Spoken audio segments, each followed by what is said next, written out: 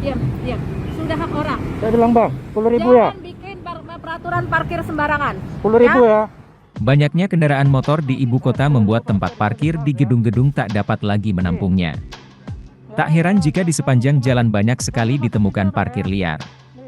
Bahkan sulitnya mendapatkan tempat parkir membuat sebagian parkir liar mematok harga yang sangat tinggi.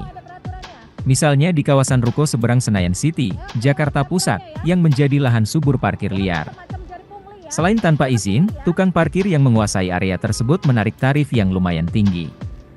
Tarif selangit itulah yang membuat parkir liar di seberang Senayan City itu viral di media sosial. Pada sebuah video yang diunggah akun TikTok rapapa_fit, terlihat seorang pria meminta pelanggannya membayar Rp10.000 untuk parkir sepeda motor di depan sebuah minimarket. Harga tersebut dipatok rata meskipun pemilik motor hanya sebentar memarkir kendaraannya. Hal ini tentu akan membuat pengendara yang parkir merasa terkejut.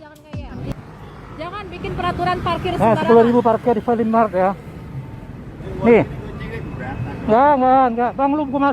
Bang lu masuk video bang ya. Nih. Jangan bikin peraturan sembarangan ya. Ya, semua ada peraturannya. Semua ada peraturannya. Ya, semua ada peraturannya ya. Jangan macam-macam jari pungli ya. Jangan pungli ya. Terima kasih sudah nonton.